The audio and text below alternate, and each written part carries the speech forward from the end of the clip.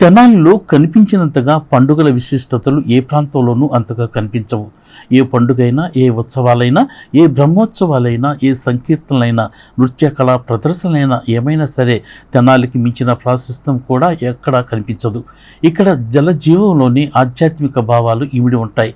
అందుకేనేమో సమస్త దేవతామూర్తులు కొలువు తీరి ఉంటారు. దైవానుగ్రహం కూడా ఎప్పుడు ఈ ప్రాంతంపై ఉంటుంది.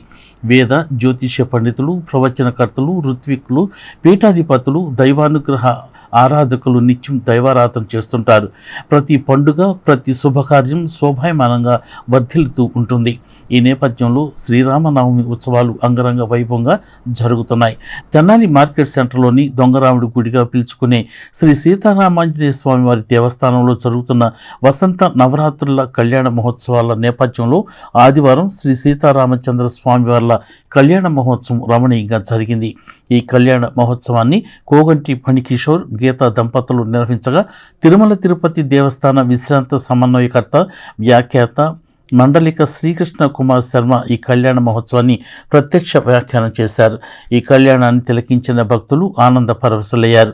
అలాగే దశాబ్దాల కాలం నుండి శ్రీరామనవమి ఉత్సవాలు వైభవంగా నిర్వహిస్తున్న హనుమాన్ చౌక్లోని శ్రీ సీతారామ మందిరంలో జరుగుతున్న 93వ వార్షిక వసంత నవరాత్రి మహోత్సవాలు భాగంగా ఆదివారం శ్రీ సీతారామ కళ్యాణ మహోత్సవం కమనీయంగా జరిగింది. ధార రవిశంకర్, శశికళ దంపతులు శ్రీ సీతారామ కళ్యాణ మహోత్సవాన్ని నిర్వహించారు. ఈ కళ్యాణ మహోత్సవాన్ని తిలకించేందుకు తెనాలి పట్టణంలో ఉన్న ప్రజలే కాక పరిసర ప్రాంత ప్రజలు, గ్రామ ప్రజలు కూడా వచ్చి స్వామివారిని దర్శించుకుని కళ్యాణాన్ని తిలకించారు. కళ్యాణం అయిన పిదప శ్రీ సీతారాముల వారి కళ్యాణ తలంబ్రాలు భక్తులకు పంచిపెట్టారు. శ్రీ సీతారాముల కళ్యాణ నవమి ఉత్సవాల నేపథ్యంలో ప్రతిరోజు ఆయా దేవస్థానాల వద్ద సంగీత నృత్య కళా ప్రదర్శనలు జరిగాయి.